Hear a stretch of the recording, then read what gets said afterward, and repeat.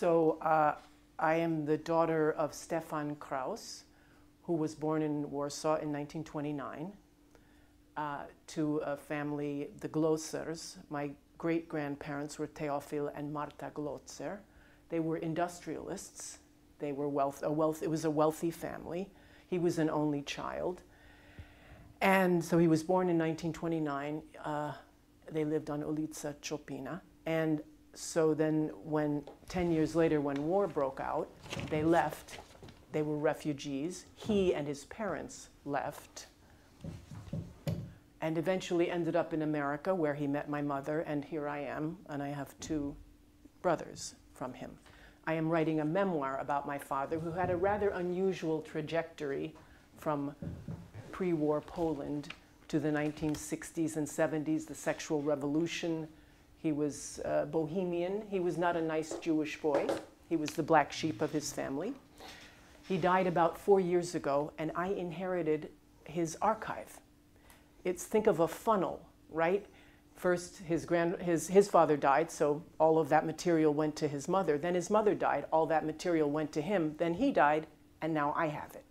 So I have telegrams, passports, visas, correspondence from before the war, through the war, and afterwards, much of it in Polish. I am a writer and a librarian, a former librarian, and so I am writing a memoir about my father and his journey. So that is why I am here.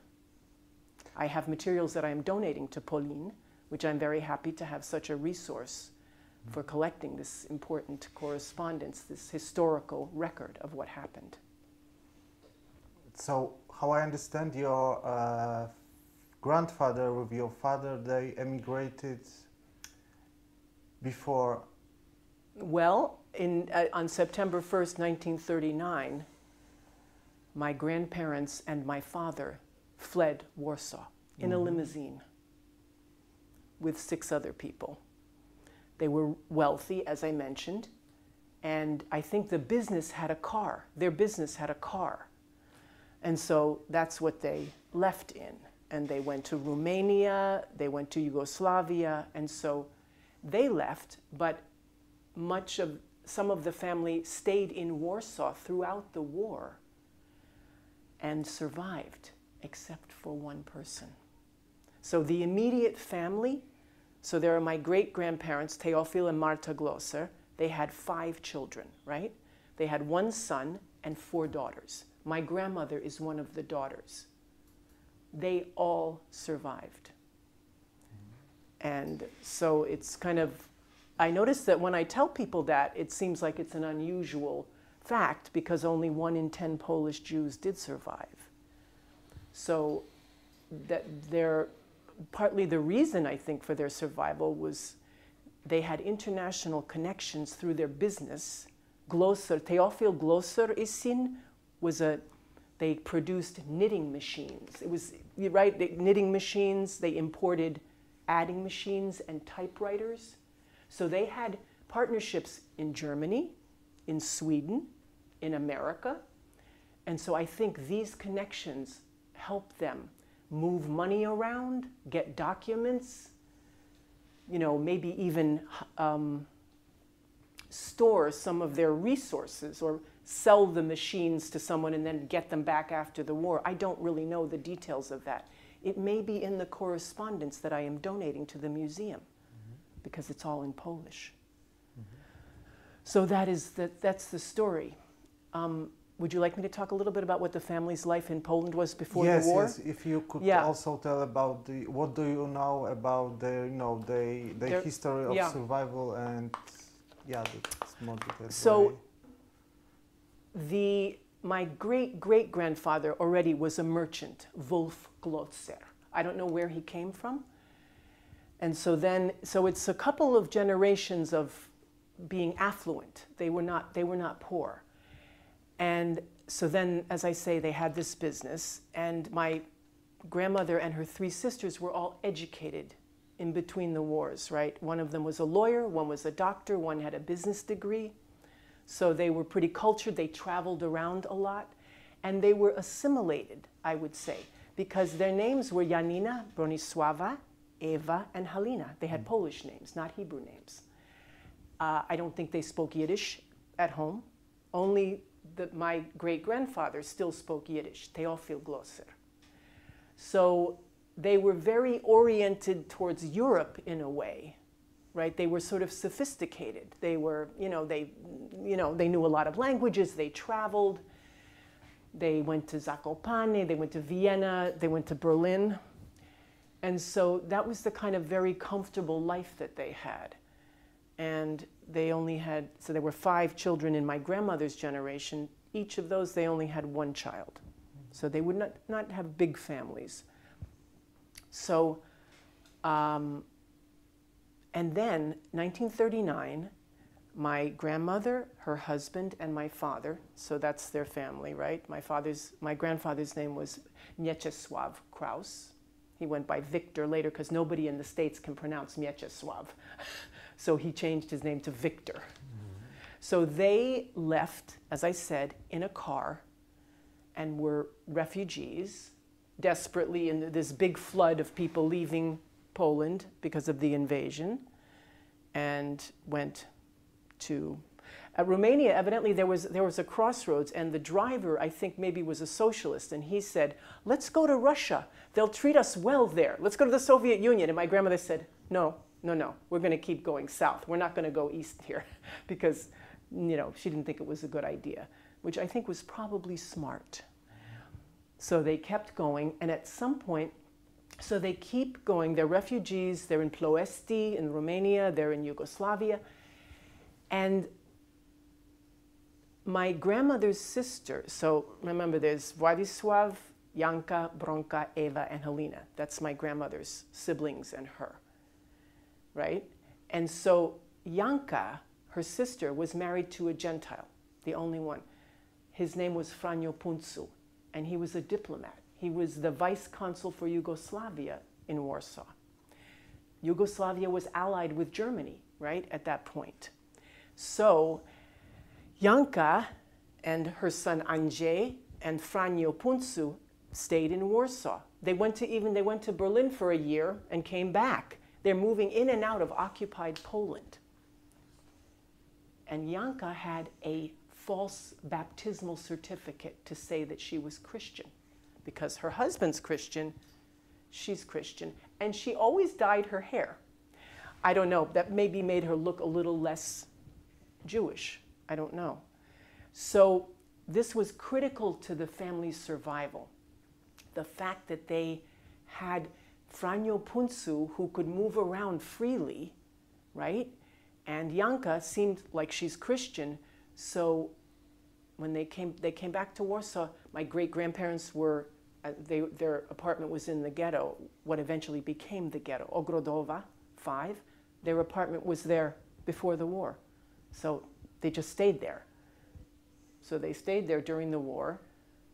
Janka and her husband are moving around, not confined to the ghetto, because they don't seem like, well, he wasn't Jewish and she seemed like she was Christian. Their son, I think, Andrzej, was in Konstancin, because the family had a villa there in the country then, right?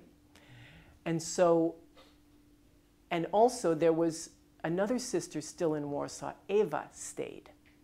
So Eva and Janka stayed in Warsaw with their children, Andrzej and Wanda.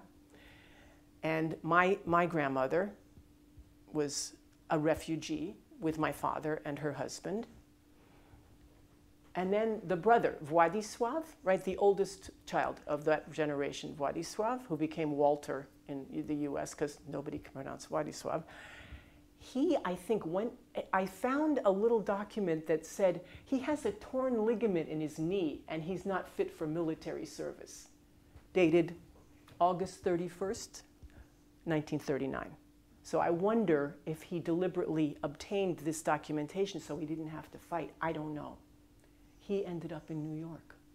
Somehow he got to Sweden and then got to New York in like 41, when the US was not accepting very many Jews. There was a quota. So this is where I say I think the family's money enabled it to, survive. So the brother is in New York now. The other sister, Bronka, was in London before the war. She ended up in New York.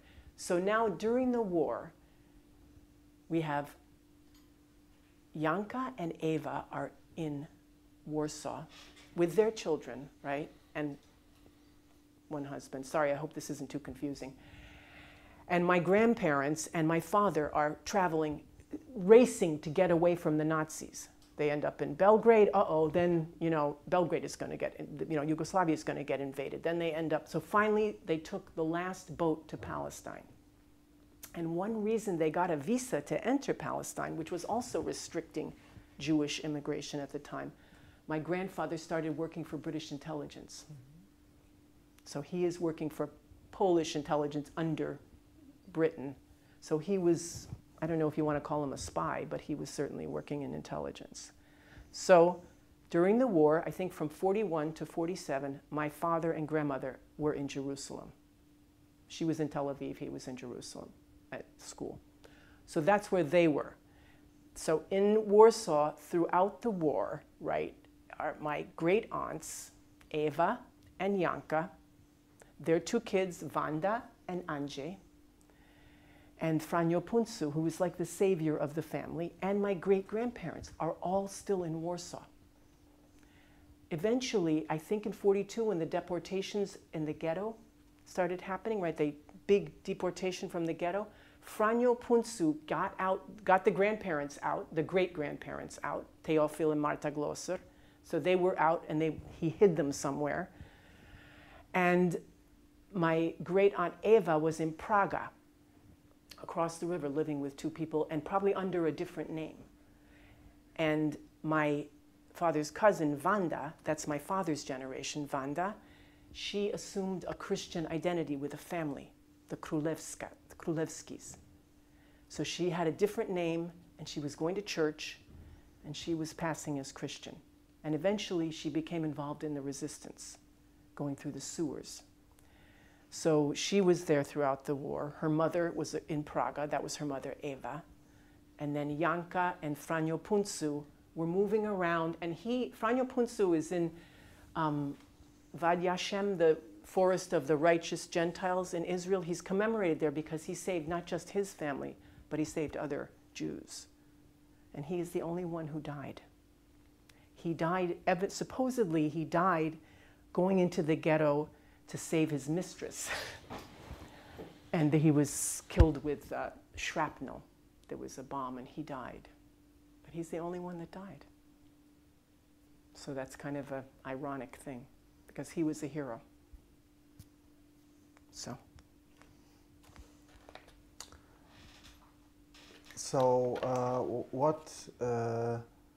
what happens next with all that family? With all the family, yeah. Okay. So the war is over, right, when April 1945.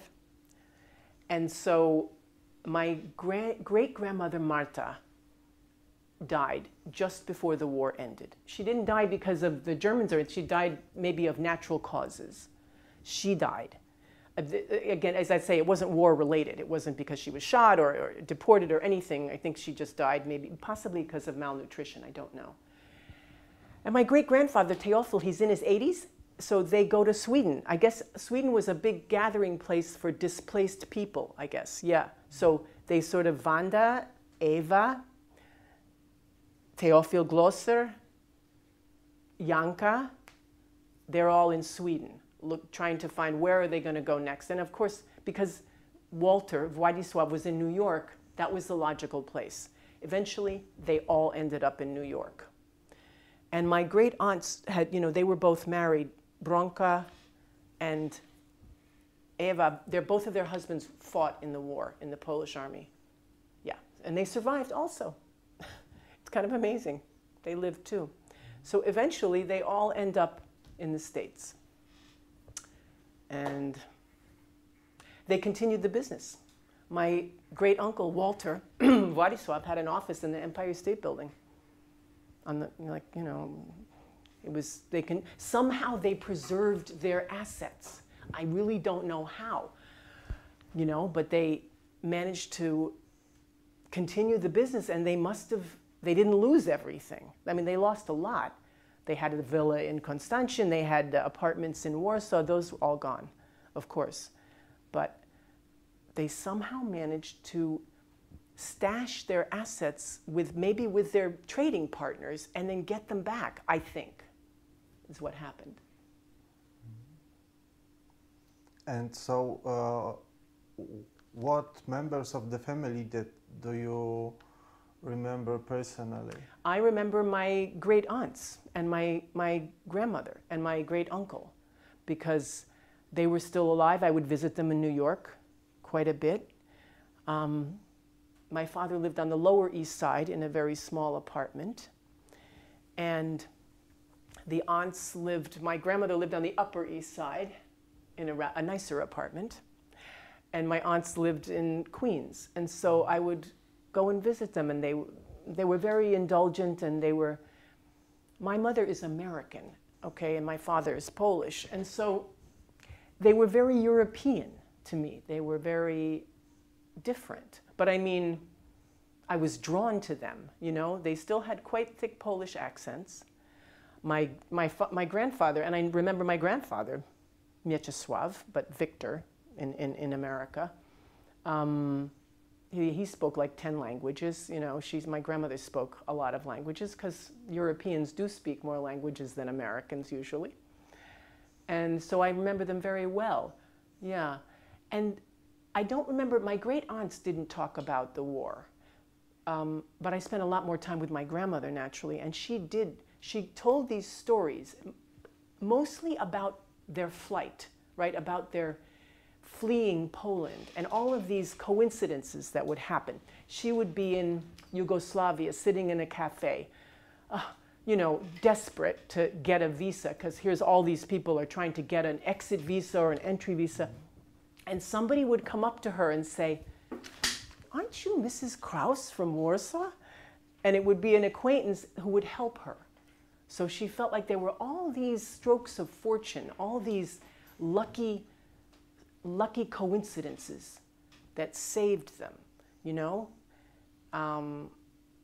Like also my great aunt wrote to her a postcard in Yugoslavia, I mean from Poland, and it was the wrong town, and it still got to her. Like just crazy stuff like that. So she would tell me those stories over and over again.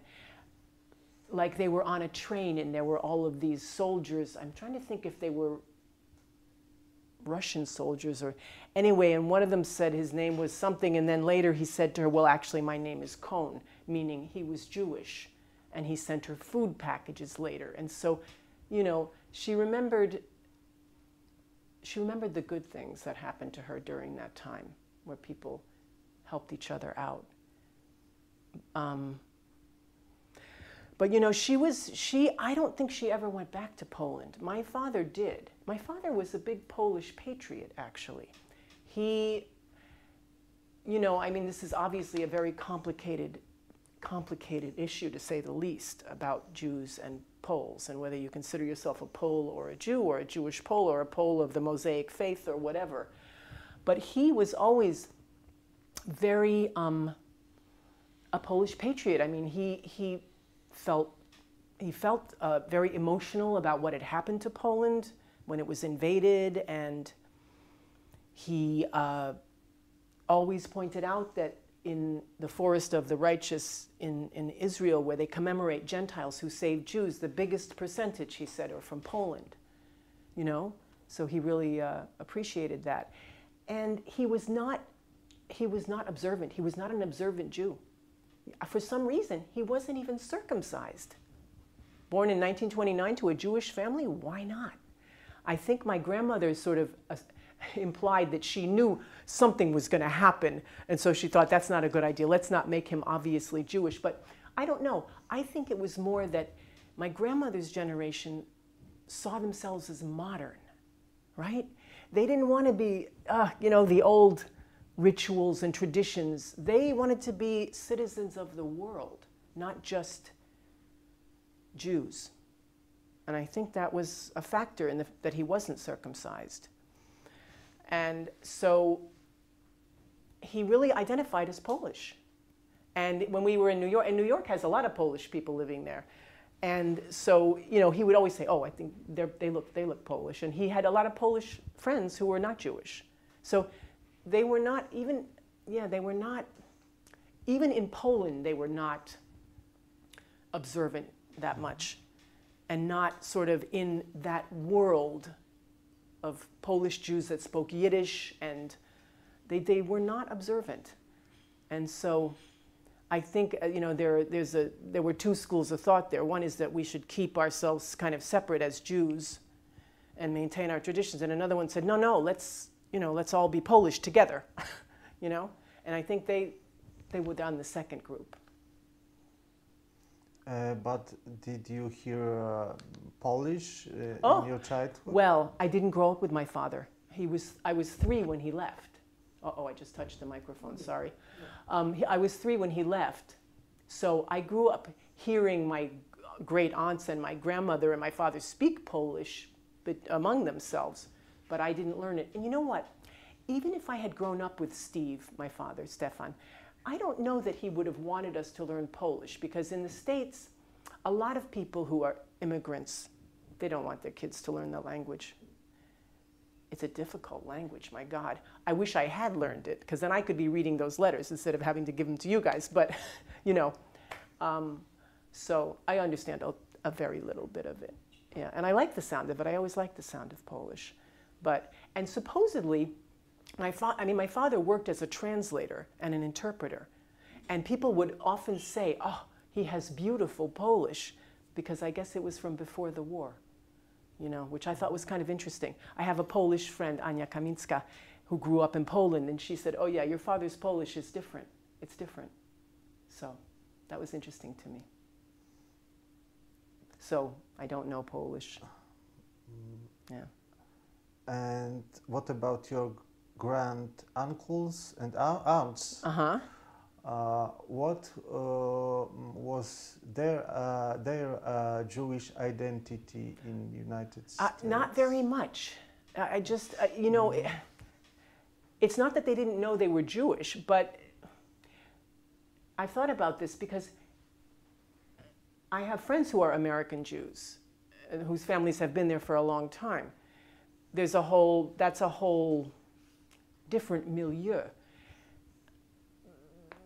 Like, I don't know if I have a cousin who's about my age. I don't know if he had a bar mitzvah or not even, you know? I think when they came to the States, they were quite insular. They lived in New York, almost all of them, and they associated with other Eastern European people, maybe mostly Jews, but they didn't enter into Jewish life in the US. They didn't. No. Mm-mm. No. I said once to my grandmother, Helena, and this was when I was really young and kind of naive and, well, kind of stupid. And I said, oh, so were you assimilated, just very casually, oh, were you assimilated in Poland? And she really got mad and she said, we couldn't be. We didn't look like them. Okay, so she's implying that they looked different. The Jews looked different from Poles. Maybe some, maybe not. I think it's a generalization. But I think where that comment came from really was that she felt rejected. She felt rejected by what had happened in Poland and the Holocaust. And I don't think it was quite accurate, but it was retroactive. You know what I mean? It was from what had happened. Now she felt that way about it. Because I think they were quite assimilated. Yeah. And can you tell more about your father? Because you said that his family story is quite unique in the United States as well. Yeah. So, okay, he's born in 29, right? He's an only child. His parents separated in the 30s. They came back together when war broke out, but they were not living together in 39. So my father's born in 29. And his upbringing, he went to a public school. He didn't go to a Jewish school. Went to a public school. And he had governesses, he had maids, they had servants, right? I mean, not a lot, but you know, they lived in an apartment, they He had a governess. So he was like a little prince. He was kidnapped once from Wajenki Park because he was wearing a mink coat. He was like 5 years old wearing a mink coat. Who puts a mink coat on a 5-year-old? So he got kidnapped and they returned him. He wasn't harmed. So obviously he's a little rich kid, right? And so I think I don't know how you feel about when you were from 0 to 10 years old. That's a pretty formative time, right? So I think he grew up feeling like, everything's going to be fun and great and easy, and I'm special, and I'm really, really handsome. He was very cute and handsome as a kid. Then war breaks out. His whole world comes apart, right? He has to leave. They leave. He never comes back. I mean, he did visit, but that's the end of that part of his life. They go to Palestine. He goes to this British school, which was pretty harsh. Pretty harsh. It was British, British education. And then he comes to the States when he's 17, roughly, right? They came in 47, early 47. And he goes to high school. But in the meantime, even in Poland, he was looking at American comics, and then American movies were out, right? And America is like full of fun. It's fun. And I think that he just he felt several things. He felt the burden of expectations from his parents. Okay, so his parents were born in the 1800s, right? My grandmother was born in 1899. My grandfather was born in 1897. They're shaped by the Austro-Hungarian Empire. That's what they're born into, right? So then they have this one kid, and they expect that and he's really bright, and he's handsome, and, he's funny, he's charming. Great things are going to happen with this kid. And we saved him from the Holocaust, and we took him like a precious piece of china, got him out of there, got him to Palestine, got him to the States. Great. Go to college, get a business education. Good. Then you're going to wear a tie and a white shirt and stuff. Well, Dad had other ideas. That doesn't sound fun to him. No, that's not what. In America, you can be whoever you want to be, right? Not like in Poland, where it's, this is okay, this is not okay, this is how we've always done it. Oh no, now it's all different. Now everything has come apart.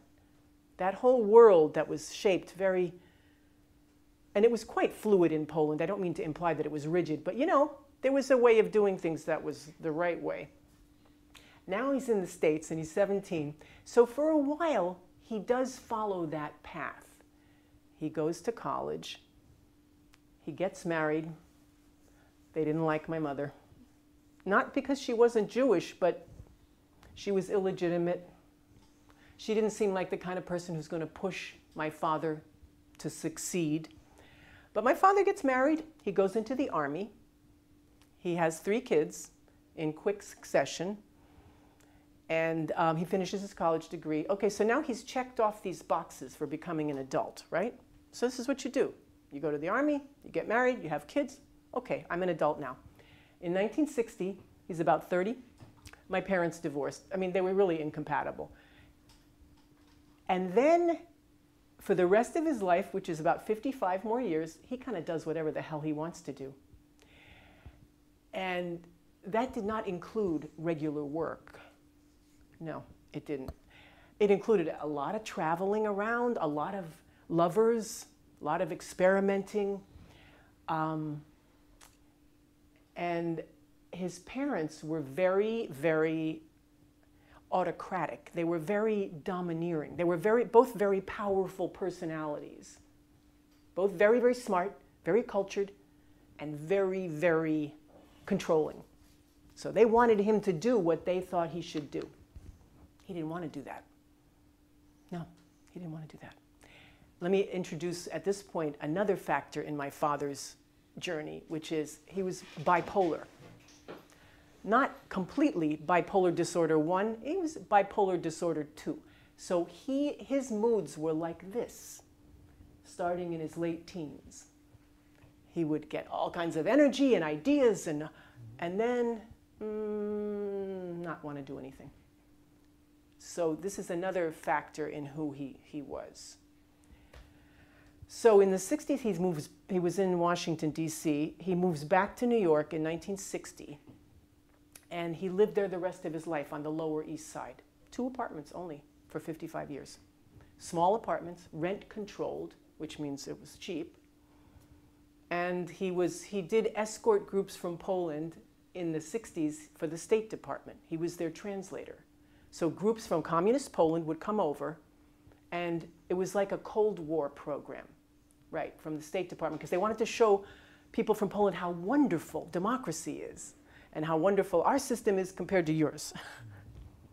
So he was very anti-communist, by the way. So that was a great job for him, actually. It wasn't steady work, but it was really suited to him because he spoke great Polish, great English. He was a really good traveler. He could get along with all kinds of people. And so he would escort groups from Poland around the States, you know, and so he did that in the 60s. And then in the 70s, he also was a journalist. He worked in underground newspapers in New York. He was, I would say, a liberal politically. So he worked for underground newspapers. He went to anti-war demonstrations during the Vietnam War.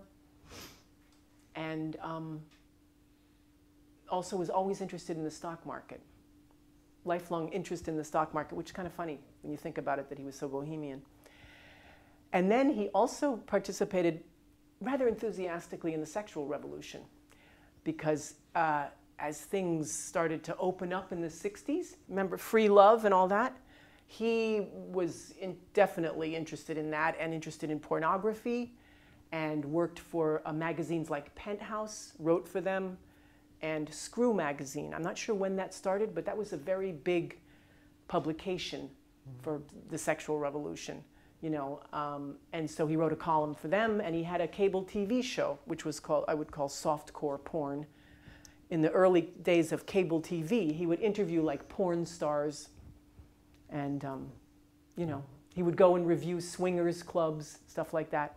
So I don't know how much his parents knew about that stuff, but they would not have liked that.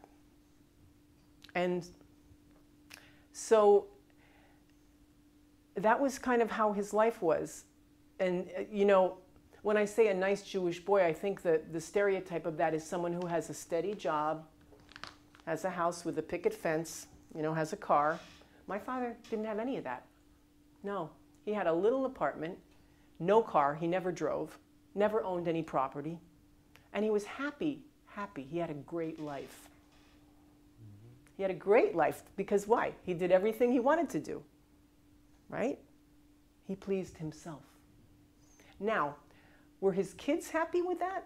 When in the 60s, we only saw him a couple of times a year because we lived first in Washington, D.C. with my mother, and then we lived in Connecticut with my mother and stepfather. So we would see Steve a couple of times a year when we came to New York, and we wouldn't stay with him.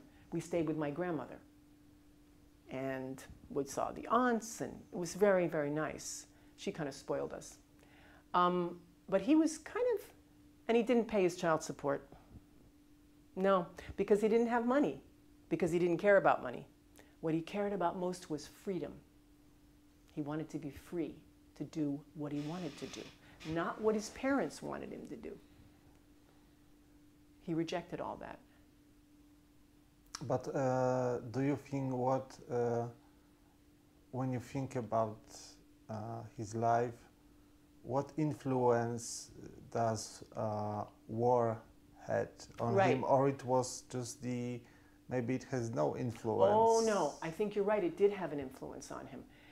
I mean, a lot of things had an influence on him. Growing up in Warsaw before the war, in that kind of affluent atmosphere, that was shaped him. The war, I think that one of the ways that it shaped him was that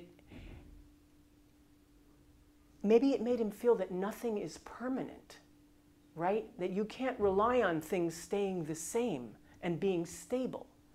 So why try? Why try to have that kind of middle class security?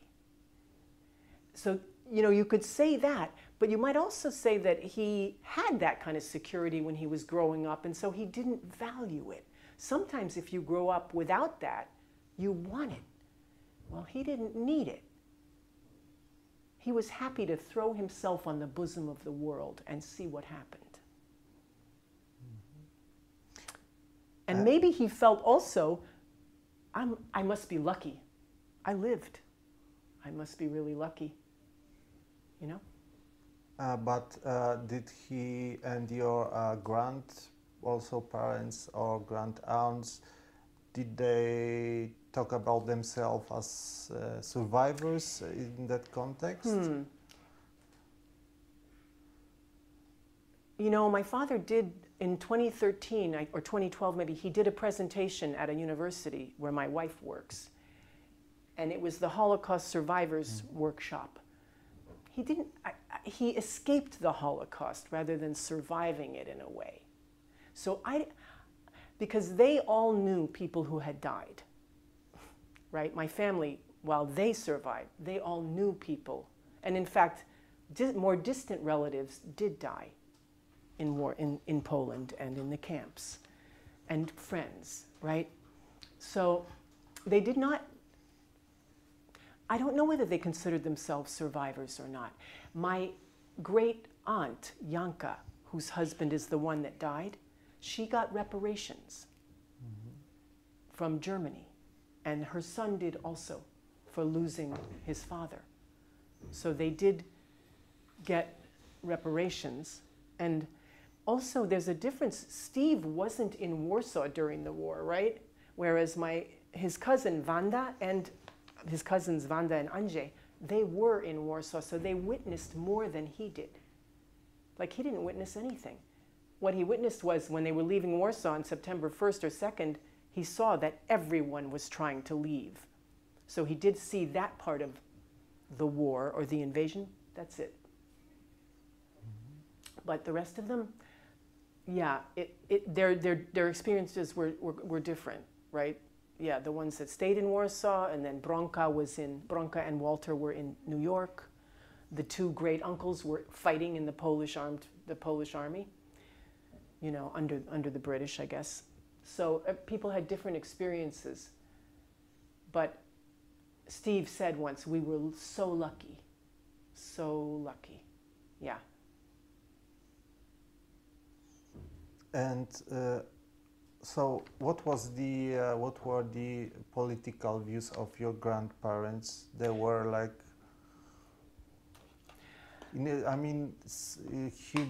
before the war, also in United States. Before the war, so they were in Poland before the war. Yeah. So I'm not sure what their political viewpoints were then. They were liberals. They voted Democratic in the States. So that's pretty progressive, yeah. But my father was a lifelong anti-communist, lifelong. And so eventually he became quite conservative. And he voted for the Republicans, which is the conservative party. And I used to say to him, Dad, why are you voting for them? You think they like a porn-watching, drug-taking Jew like yourself? You think they like you? They don't like you. It was strange to me that he went that direction when his lifestyle was so marginal. But strange things happen. We had arguments about it. I thought he was a hypocrite, actually. He was angry with my brothers for not pulling themselves up by their bootstraps. That's what you say in English, where you do your own, you are responsible for helping yourself, progress and do you do it yourself and you don't get any help from everybody and you should do it yourself. I'm thinking, excuse me, your parents paid for your college. I'm speaking to my father here. And I think probably my grandmother was giving him money throughout his life. And yet he turned around and he was angry with his sons for not doing everything themselves or whatever. It made me really angry. That said, I was very close to my father. We had a very good relationship because we were pretty honest with each other. So I was very close to him. I mean, I really loved him a lot. He was a lot of fun. Just an interesting guy. My mother wrote to him once, after they were divorced, she said, "You may have been exhausting, but you were never boring." So Steve was he was like larger than life. He was a big personality. Mm. So your grandparents, they were divorced again? They were separated. They never got divorced, okay. Weirdly enough. They were separated in Poland. Yeah. Sort of came back together to get through the war. And then they both end up in New York, and they lived separately, except for they tried to live together once, but didn't work out. And then they never divorced formally. They just separated. And it continues after the war as well in the United States. Yeah, my grandfather had a lot of girlfriends. Gee, I wonder where Steve got it from. And but my grandmother never had any more partners. No. But my grandfather, excuse me, yeah, had quite a few girlfriends. You said that your father came to Poland. Can you tell He visited, I think one time when he was escorting a group around from Poland, one of them said to him, hey, why don't you come back with us? And so they added his name to the list of the passengers. This is back when you could do that when you flew. This is in the 60s. Just put his name on the bottom of the passenger list and off he goes to Poland, like, you know, the next day. So he came and visited, I think, in the 60s. And then he and I came here in 2002. We came to Warsaw because I think he was half-heartedly trying to see if we could get some of the property back. Some of the property the family had owned. We saw a lawyer. It didn't work out. To me, it's very complicated, and I'm sure it is to people in Poland also, because first the Nazis grabbed it, and then communists grabbed it. You know, property. I mean, to me, it's a dead issue. What happened to the property? And Steve, as I say, he didn't really care that much about material possessions, my father. So, we tried, sort of. I think at that time the rule was that you had to live here in order to get property back. You had to be a resident of Poland. So we let it go.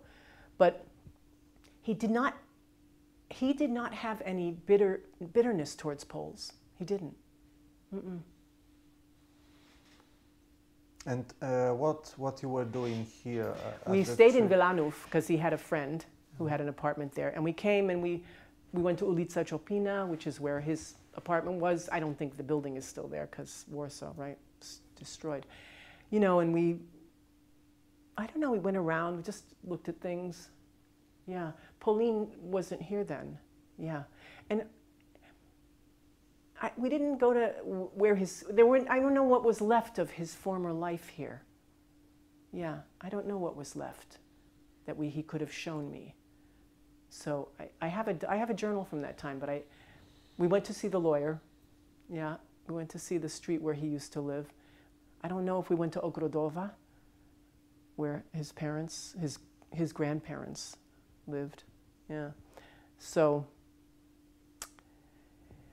yeah, I was happy to come here with him. We had a good time, and then we went to Amsterdam, where we smoked quite a lot of pot. He smoked pot every day of his life, pretty much. Yeah. And what about yourself? Can you tell me more about your connection to Poland? What were your, in general, interest or awareness, or what it started or became more intensive? Yes, well, I was always fascinated by the stories that my grandmother would tell about their leaving Poland, and also the whole, in a way, my great aunts and my grandmother recreated a certain atmosphere in their apartments in New York that felt very European to me, right? Here I am, an American kid, my mother's American, and yet they came from a whole other world. And so that was fascinating to me. And I also felt very more drawn to them, that side of my family, than to my mother's side, which is very tiny. It's very small. It was just like my grandmother and her. That was it. So I felt very identified with the Polish-Jewish side of my family. You know, as I said, I knew my great aunts, my grandmother. I loved her. She lived to 94, so she died in 1994. So, you know, I was very close to her. And I got the soft side of her. My father, you know, they had a difficult relationship, but she was usually pretty nice to me. So I've always felt pretty drawn to that. And now when my father died and I inherited his archive, all these materials, and I'm having a lot of those letters translated between him and his parents. He wrote every week when he was in the army to his parents. I am getting a bigger picture of what his upbringing was like and what their relationship was like. And so this gives me a much richer view of what it was like, what their family was like in Poland and what their relationship was like, the whole environment that shaped him. And you know what? It makes me a little more sympathetic to him. It does. Because we were all like, oh God, deadbeat dad, you know, he doesn't pay child support, stuff like that. But he had his own challenges. It was not easy having his parents. So I have a more sympathy for him, more understanding for him. And then also about what my family's life was like in Poland between the wars and what the political and economic landscape was like then, because I've been doing some research in order to write about it. So complicated. So complicated between the wars. In that very brief period when Poland was independent. But they, in that correspondence, they also discussed that kind of matters? Well, there's not that much correspondence because he was a child then. Right, 29 to 39. I don't have letters from him. Yeah, but right, but I don't know. Some of it may be in what I'm donating to you, but mostly that's in 39. They may talk about it. I'm not sure. I know I don't really have a lot of material from that time talking about the political situation, right? But and what about the period of being in Palestine? Did your grandparents or your father were telling you anything about that? Not too much about that, no. But I have letters. I have letters which give me a picture of what it was like. Some letters from him and from them to him. Yeah. So that was kind of interesting because it was not Israel yet. Listen, if they had been more observant Jews or if they had been Zionists, not even more observant Jews, if they had been Zionists, they would have stayed. Yeah. They would have stayed to build the new homeland. They didn't. I don't think they ever considered staying. They were not Zionists. They were Poles. But they weren't going to go back. So you said that you were drawn by this atmosphere of, let's say, European atmosphere of your aunties. That's right. Can you just describe what it was? I mean, what were the components of that? What does that mean to say there was a Euro? Okay, so there was a certain kind of furnishing, even their apartments, the way that the furniture looked, like Turkish rugs kind of, and muted colors, and sort of mid-50s kind of simple furniture, pictures, mirrors, the food, the way it smelled, the way they drank tea all the time. The food was also different from what I had at home. Not so different, but some stuff that seemed pretty Polish. And then the language. So that kind of thing is what created that atmosphere to me. And they were kind of similar. I don't think I was ever in Bronka's apartment, but I was in Janka's a lot. I was in Eva's apartment and Helena. Yeah, my grandmother. My grandfather, probably was pretty similar. Pretty similar. Yeah, it was just different, really different from an American house. Yeah. So the other thing I want to say about them is that side of the family, they were more demonstrative. They were like, seemed to me, more emotional, more like they would call you, oh, darling, you know, like that. That's not American, or it wasn't my family anyway. My family, not very demonstrative. So, you know, there was a lot of warmth and affection that got expressed, you know. And in my grandmother's apartment, there would be a little dish with candy. In my house, no, you're not going to have candy like that, you know. Just like a little box with cigarettes in it. So like hospitality, this is a Polish thing. I think it's not a Jewish thing. It's a Polish thing that, you know, hospitality is really important. And my father used to say, there's some kind of Polish saying, which is that a guest in the house is like God in the house. Right. I think maybe it rhymes in Polish. How can you say it in Polish? Gość w dom, Bóg w dom. Yeah, right. So he used to say that. So that was different. That seemed European to me, Polish to me. Mm-hmm. Yeah. And the aunts were aunts, that's how they pronounced it, aunt. Yeah, very thick accents. And Eva was not that warm. She was the doctor. She was kind of scary. But Janka, very, very warm. Yeah, very, very affectionate. Would always slip me a $20 bill when I was leaving, even when I was an adult. You know, I'm a grown up, I have a job. She's going to give me a, you know, little $20 bill, and just something warm about them. Yeah. So I really appreciated it. Yeah. And at the beginning you said that you are here as well because you started to write a book. I have 5 chapters. I'm up to 1960. And can you tell me in general, I mean, why you started, and what is in that story that is, you know, so catching for you to write about that? What is, you know? Good question. I shipped 8 cartons of material from my father's apartment to my house when he died. 8 boxes of letters, pictures, slides, photos, his journalism, his poetry, passports, telegrams. 8 boxes. And so I have all that material. I'm going to do something with it, right? I have no kids. There's nobody to give it to, really. Why did I do that? Why did I send it all to myself? I live in California. He was in New York. I closed up his apartment. I sent all that stuff to myself. And then I retired about 2 years ago. I think there's a story there that is not just interesting to me. There's a story there about my father and the way that he traveled from Poland, from these parents who were shaped, as I say, by the Austro-Hungarian Empire, into the modern world. His journey is both universal and unique in a way, because he was sort of in the presence of history in different places. He was in interwar Poland. World War II happened. In the 50s, he went to the McCarthy hearings, big anti-communist thing in the States.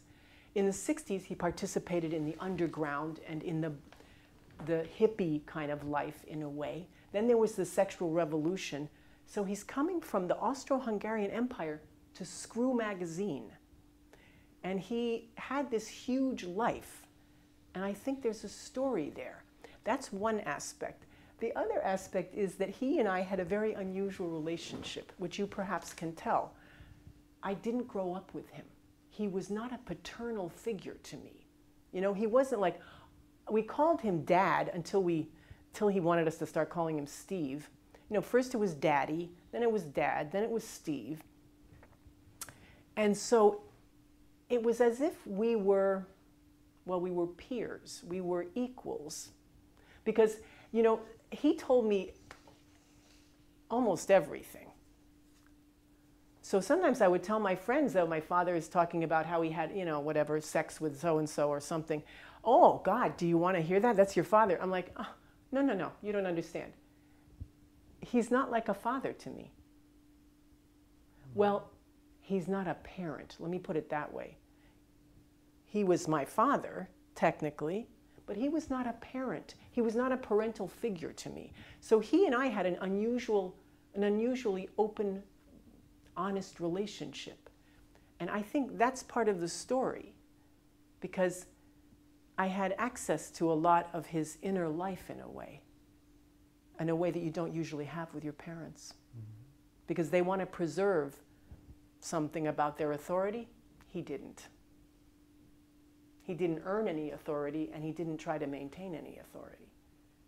So I was very, very close to him in an unusual way. And I think that that is, I hope it can be interesting. But you know what? Even if it doesn't get published, I will have learned so much from this whole process of getting into all that correspondence and understanding more. It's worth it to me, even, to understand him better and understand a lot of different things better. Yeah. But that's why I started writing about it. Because I did not send those 8 cartons to my house for no reason. There's something in there. Mm-hmm. Because I'm thinking now, my question is, you're talking about some kind of universal value of that story. And I mean, going to modernity in general, all these social and historical changes, that chronology, but what is there anything in that sense specific, let's say Jewish in that? Is that good question or not?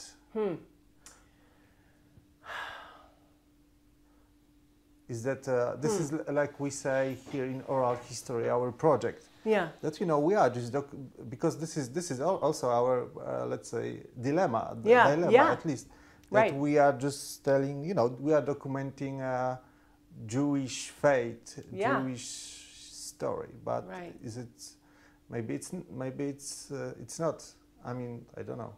Well, let me suggest that the story or the what happened to the assimilationist community here, which I don't even know if you can call it a community, because I don't know, they weren't that. Yeah. But that's an interesting development also. Their attitudes toward what happened and what then it made them think about their life in Poland afterwards. They thought everything was going to be fine, right? They thought we can all be Poles together.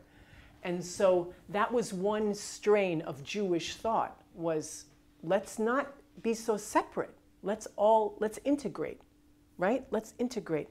Poland, like Pilsudski, I think felt like, pluralism, right? Poland can accommodate all these different groups. We can all be one Poland together. And then the other school of thought was, Poland for the Poles, not for other groups. So it was not an ideology, a philosophy. It was an approach of assimilationism in Polish Jews and what happened. So, but I know what you mean. I can see, because this is a museum of Polish Jews. But I think one of the things that's interesting about my father's story about that, where I said, not a nice Jewish boy, I think there was a lot of pressure in families, immigrant families and Jewish families, to succeed, right? To make us proud, right? To carry on the family tradition of success. We were one of the wealthiest families in Poland, he used to say. Well, I doubt it, but okay, fine. A little exaggeration there. And so there were great expectations of him, and he did not fulfill them. He went his own way. Yeah. He rejected that. So there's a story when you reject something as well as when you embrace it. But did your father, still about the idea of assimilation, did he thought that that idea failed in Poland or not? Because, Yeah. He mentioned one time he was called Żydek, right? It was little Jew, I guess, or dirty Jew. He implied that it was not a nice thing to say. But he only remembered that one thing, and then also he remembered that in religion class in his school, this is primary school, right? Grade school, he sat in the hallway. There's religious class, so he's not going to go to religious class because he's Jewish, and he sits outside. Those were the only times that he mentioned feeling something about that he was being, discriminated against. You know what, even in the school, it wasn't even discrimination. It was just, oh yeah, I don't go to this, so I'll just sit outside. So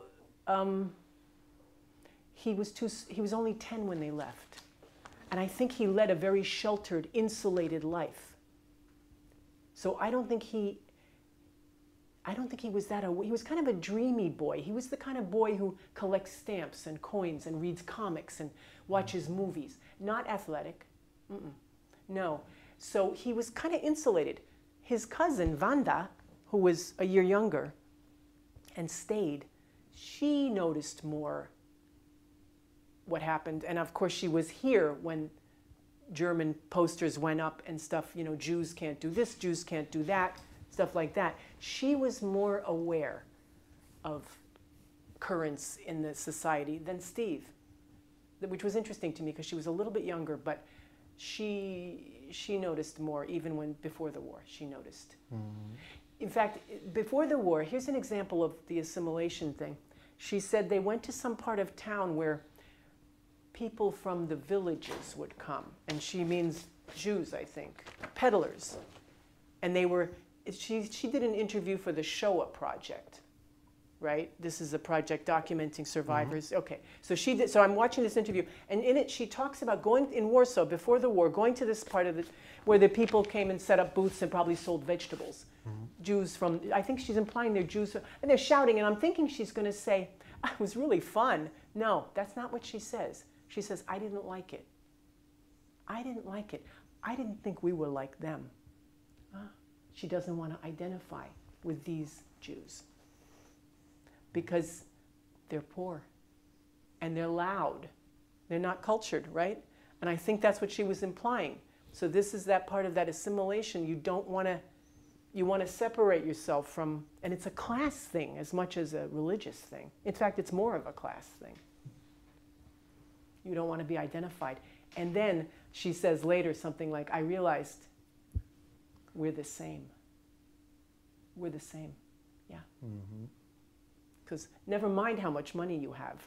You're going to go to the camp too. Yeah. Right? So I think that sense we're special, we're not like them, that was completely destroyed by the war. Never mind how much money you have, how much culture you have, whether you wear the side locks and no, nobody, they don't care. You're Jewish? Too bad. So I think that was a rude awakening for the family. But do you think also like it was, I mean, it's hard to, of course, measure that, but it has influence on your father idea of, I don't know, class society or... Yeah, it had a funny influence on it because I think during the 60s and 70s when he was hanging out with people like, as I say, hippies and musicians and artists and pornographers and stuff, he didn't talk about how wealthy the family had been in Poland. No, because he doesn't want to, he's not identifying with rich people at that point. Later, as he got more conservative, he started to say that kind of thing. We had a chauffeur. We had maids and servants. We were one of the wealthiest families in Poland. Then he starts talking about it that way. Then he's identifying with the haves instead of the have-nots. So this is a part of his story to me, part of his interesting trajectory. You know, he went from this down to this and then back up to this in his view of himself in a way.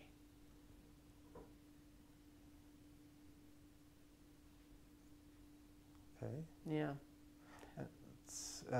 Being here in Warsaw, you said also that you've been in a Jewish Historical Institute. Yes, which was very powerful because it's about the Emanuel Ringelblum project of Oneg Shabbat, right? Yeah. And I was thinking very much about my father's cousin, Wanda, who was here during that time and was, you know, and just amazed that she survived, that she lived when so many didn't.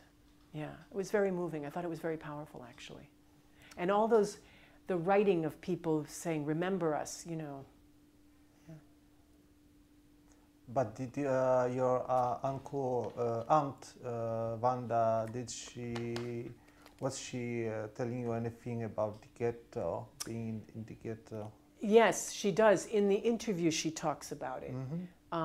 She eventually didn't live in New York. She lived in Wisconsin. And so I didn't see her that much. I knew her, but I didn't spend a lot of time with her. She became a child psychiatrist. But I do have that 2-hour interview from the Shoah Project where she goes into a lot of detail about living in the ghetto and passing as Christian, and then when it all kind of comes apart and she doesn't know where anybody is and she's wandering around. It's pretty powerful.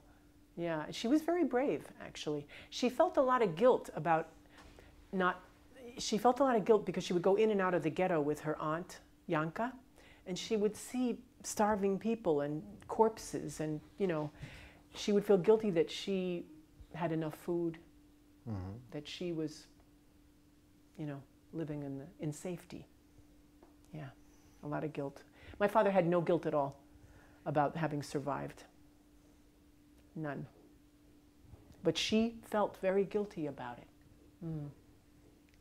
Yeah. She told a story about when she was in the resistance and they asked for a volunteer to go and do something, deliver a message, and she wanted to go and they picked someone else. And that other girl was injured by a falling building, you know, some bomb or something, and she suffered for 3 weeks with no morphine and said, please, please, kill me. And then finally she died, and Vanda was there throughout the whole thing and thought, it should have been me. It should have been me.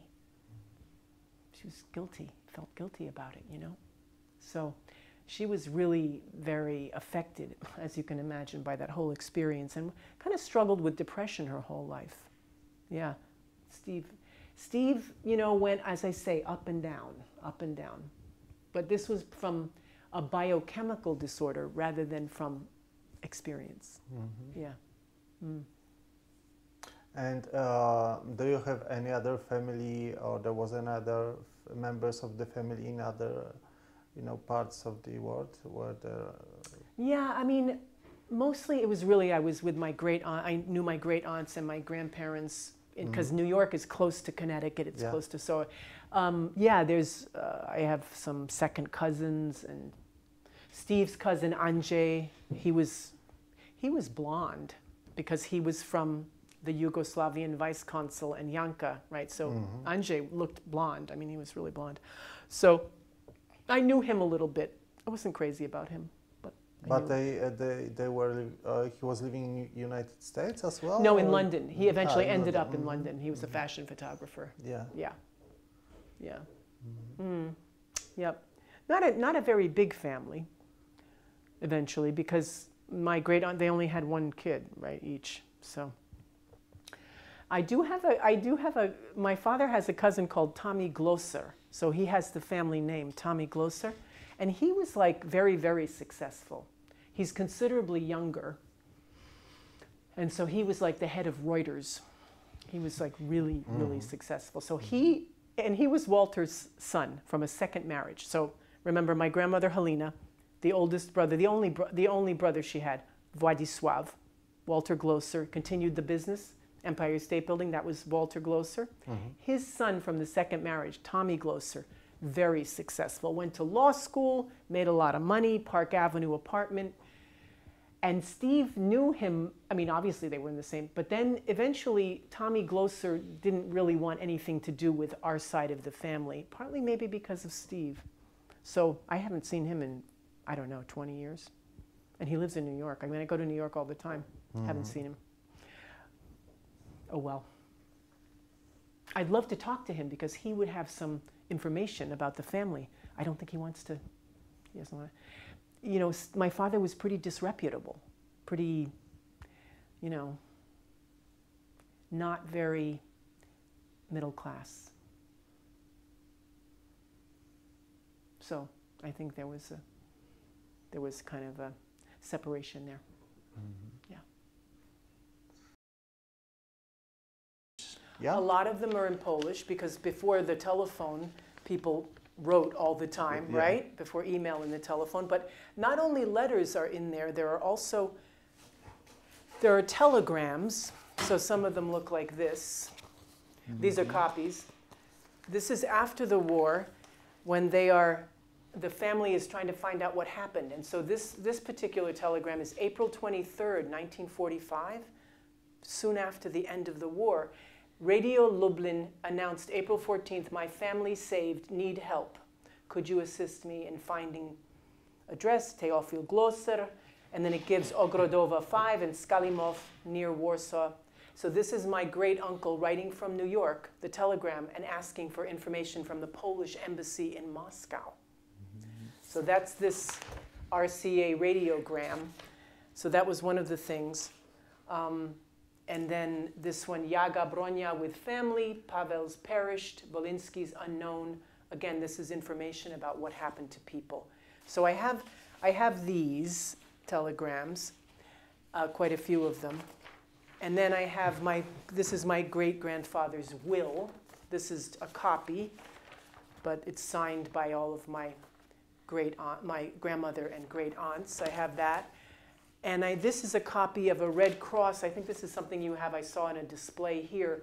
People would go through the Red Cross to find out what was happening with their families. And so this is asking for information. It's written in German.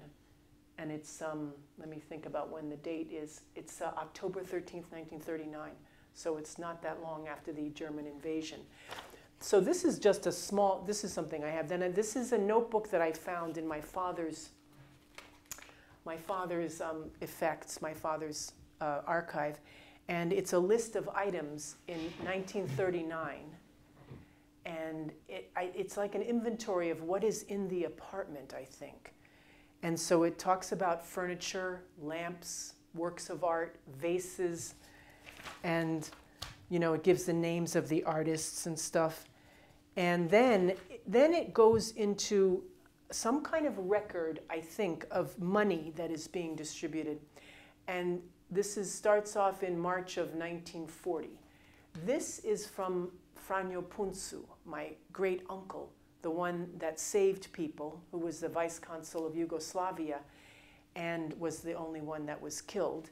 And I think he is keeping a record of something to do with the business. So he is still in Poland throughout the war, and he is keeping a record of something. So this is just, I think that what's special to me about this, besides that it's kind of poignant that they're listing what they have because they think maybe they're going to get it back later, that this is in his handwriting. It's something that he touched. So that's really meaningful to me, to have that. But it's done by I think it's Franjo, yeah. Mm-hmm. The reason I say that is that I think that, well, he was the only one that was there that would have been doing this. I'm pretty sure that, for some reason, I think I know that this is from him. Mm-hmm. This is something I found. This is to my father's cousin, Andrzej, probably when he was born. It's 1933. It's a government bond. Mm-hmm. And it's from his grandfather. It says, something probably. And so you can redeem each one of these. But he said it's not, Przemek said it was not for very much. Like maybe you could buy an ice cream cone. And so, but I think it's kind of beautiful. Rzeczpospolita, right, Polska. So it's the government, interwar government, 33. And so this, again, it's just like something from the past, some historical thing. But I have got many, many photographs and passports and visas. And, I also have some objects from you know what I have? I have a horseshoe from my grandmother, whom I think she kept it when she left because supposedly it's good luck. But you have to put it, she had it in her apartment this way because otherwise the luck drains out. You have to have it shaped like this. Mm-hmm. And I think she had that from before the war. She kept, when they left, she took it with her. I mean, you bring a horseshoe, it's kind of heavy, but never mind. They were in a car anyway. So I have a lot of different things, and I have some of my grandmother's, scarves and things from her. But when they left, they probably were very careful. They couldn't take very much, because 8 people in the car. So they left almost everything. But so I really treasure the little things that I do have. Yeah. I don't know why they would have kept this. Maybe, Przemek said that maybe he thought it's still worth something. It might be worth something now. Go to the government office and try to redeem it. Yeah, I don't think so. Probably. I don't think so. But among these objects, what is there any object that is the most meaningful for you? Some of the things that are meaningful to me would be like that fake baptismal certificate for Janka, you know, saying that she had been baptized as a Christian. And also I have something that my grandmother got when she was a refugee, saying she was of the Christian faith also, just like demonstrating that they were trying to save themselves by saying they were Christian. And my father's stamp, he took his stamp collection from before the war. He's carrying the stamp collection in the car with them. And that's kind of poignant to me because it's from his childhood. So that's kind of important to me. I don't think it's worth that much, but it's evidence of the kind of life that he lived. And I also have, I'm not sure if it's a prayer shawl or not, but it is a religious object. It's like a heavy, probably 6 feet long, kind of a scarf, but with a metallic pattern on it. And I saw one in Krakow displayed in a Jewish, it was not a museum, but in a religious display. So it is some kind of religious object that I think, and so that's kind of meaningful to me that I still have that from their formal life. Yeah. So some of them, obviously, there are letters written in English. There are some letters in English, some in German, and some, most in Polish. The German letters, you know, I have a letter from a German businessman who did business with my great-grandfather, Theophil Glosser, before the war, for 20 years, a long time. And it's very moving, actually, because he is saying, oh, you are so respected, and I appreciate you so much, and this terrible thing that happened, i.e. the war, with lunatics and criminals who are now, you know, lamenting that they lost. So this is a German businessman writing to my Polish Jewish great-grandfather, and then he finds out that he died. Theophil Glosser was dead when he was writing, and he wrote to the son, Walter, and talked about what a fine person he was and how much it meant to him, his integrity and his honesty and his generosity. So I thought that was an interesting document of their the respect between, I don't know, you know, I don't think this guy was Jewish. He was a German businessman. But those connections had something else to, but not just money, right? They were actual across the border kind of relationships. Yeah. So that was really meaningful to me. Yeah. Yeah. And some of the stuff is marked with the swastika because in general government, right? The stamps are from the Hans Frank was the Governor General of Poland, occupied Poland. And the idea, we were talking about this during the war, that, you know, all kinds of dramatic things are happening, and yet daily life goes on. The mail is being delivered. You have to eat, you have to sleep. It's not all, every moment is intense and dramatic because daily life has to go on. And so that's something that's, I think we forget about when we think about these historical periods, that there was still a lot of people were falling in love, people were having children, people were, some of them still going to school in a way. Everything wasn't completely disrupted until it was, like Warsaw being bombed and set on fire and stuff. Then nothing is regular. But through a lot of the war, people are having quarrels. It's not like everyone is all, oh no, we can't fight now because there's a war going on, so let's, you know. No, people are human beings no matter what's going on. So I think in those letters, some of the letters that I had translated, the family is not getting along that well. Like Walter is really cheap and he didn't send enough money and I don't like the way Branka is treating me. I mean, they're complaining about each other, you know. It's all happening at the same time as the cataclysm is occurring. Yeah, it's a daily life that it's not so heroic. Yeah. Exactly, exactly. It's not heroic, yeah. Yeah.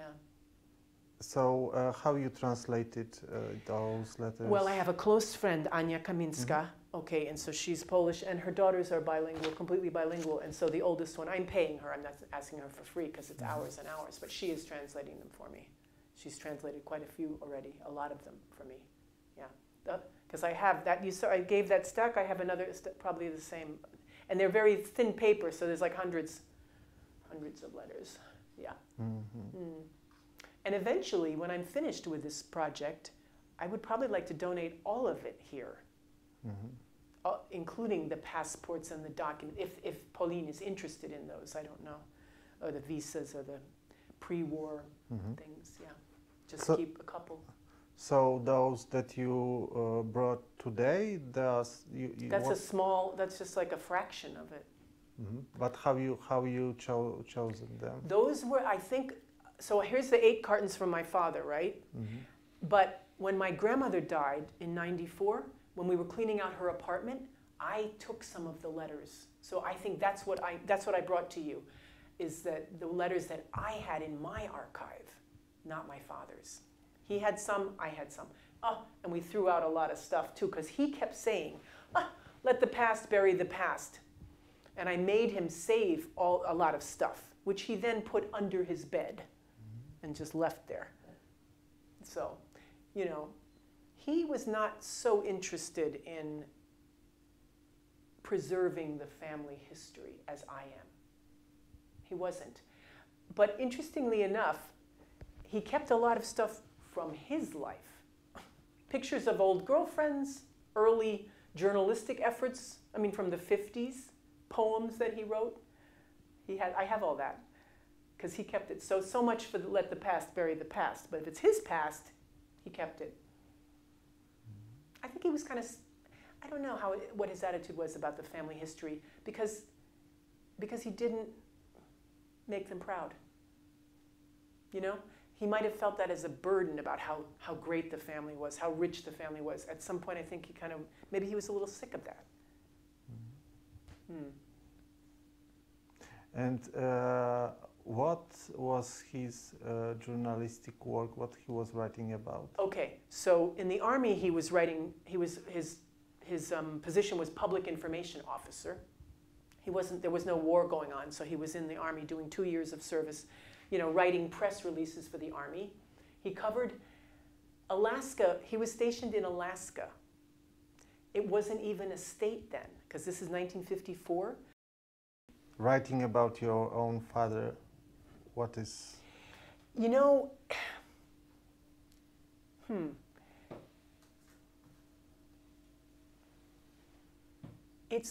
well, writing is hard to start with, right? Even if you're a writer, it's hard. Juggling all this material is difficult because I have a lot. I have a lot of information. So making it into something, a coherent narrative that makes sense to a reader who never met Steve, to try to convey his essence and all the complexities of his relationships, that's the most challenging. And it's a narrative, I'm not finished with it yet. It's like I'm going on a journey. I don't know where I'm going to end up. Already my feelings towards him have changed. It's funny because you think, well, the past is the past. You don't change the past. Oh, yes, you do. When you find out different things, the past changes, or what you thought was the past. So something I'm finding out that's really challenging is what I remember. Like I remember stories. Oh, it wasn't that way. My memory is wrong. So I can't really trust even my own resources. That's a weird feeling. That's an unsettling feeling. Yeah. So trying to be fair is important to me. To be fair to him and to be fair about things and trying to get the history right. This section on Poland before the war and a little background on his family. I mean, I read histories of Poland. I read memoirs. I read Polish Jewish historians about particular things. So I didn't just use the family information. Obviously, I did research. It's very, very complicated, and I wanted to be fair about that. About, you know, everyone's got an opinion of what it was like or what the reasons were for various things. So that was very challenging. That was really challenging because it's something like another planet to me. Now I'm getting into I was born in 1957, and now I'm getting into the 60s in the narrative. Now I'm going to become an eyewitness, right? I was there, but the other stuff I wasn't there. So that's pretty challenging. Yeah. So there could be a lot of surprises Yes. in front Yes. of. Right. There have been surprises. Yeah. Already. Yeah. Like I'll give you an example. My grandfather, Mieczysław Kraus, I have a document from him, written by him, where he tried to kill himself before World War I. Oh, I didn't know that.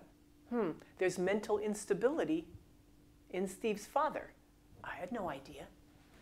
And then he tried to kill himself again in World War II. While he's working for British intelligence, they send him to get cured, quote unquote, and then he comes back and they promote him. I guess they really needed people at that time. So he is mentally unstable. He had not just tried to kill himself, he had hallucinations, he had delusions, he had paranoia, and this is in his own words. And he says, I have a mental illness. So, I mean, that was a surprise to me, and it was quite fascinating, and it shed a lot of light for me on Steve's problems. My father's, he's getting it from, so that was pretty interesting. Yeah. I mean, and my grandmother evidently at some point had, had a little breakdown. I think, my God, there's like, I thought she was like the stable one. Okay, Steve's got, he's got bipolar. Okay, Victor Mieczysław, he's, I think he was kind of a schizophrenic, actually. He had schizophrenia. I thought my grandmother's the kind of the oh no, well, she had a breakdown too. So they're all pretty fragile. Yeah. So that was a surprise.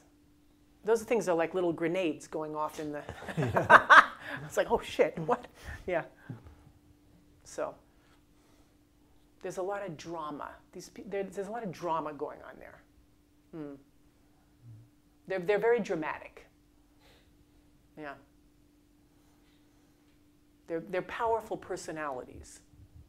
All three of them, my father and his parents, and it's like a kind of an unhealthy triangle there, and this is part of the story, is that before the war there was more space in there. Okay, my grandmother's having her own life. She's out, she's having coffee in the cafes and whatever, and going to things, and she's cultured or whatever. And my grandfather is now, they separated. He fell in love with somebody. He's having an affair. And my father's got the governess in his school. So they're not, but when the war happens, all of a sudden it's like I think of a magnet. Oh, there's three of them.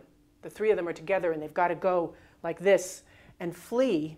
And then my grandfather gets work in the intelligence, so he's detached. But then it's my father and mother, and my grandmother and father are together. That kind of, where they had to really bond tightly, that never really loosened up that much. And it was kind of toxic. Yeah. I think it was kind of not that healthy. But it was like the bonds, the things that they say, the ties that bind you, then they strangle you. Yeah. Yeah, that's my feeling about it. Yeah. So I feel some sympathy for my father also about dealing with his parents now. More sympathy. I didn't really know. Even though I knew my grandparents and I knew my father, and but it's funny. It's also partly because I'm older and I can see things more and I have more experience a little bit, and to think about, well, what was that like for him? To have these two really overbearing parents. It's a lot of pressure. A lot of pressure. Yeah. And so, in a way, there was a lot of strength in him that he could resist that pressure and go his own way. I mean, that's not easy. It's not easy.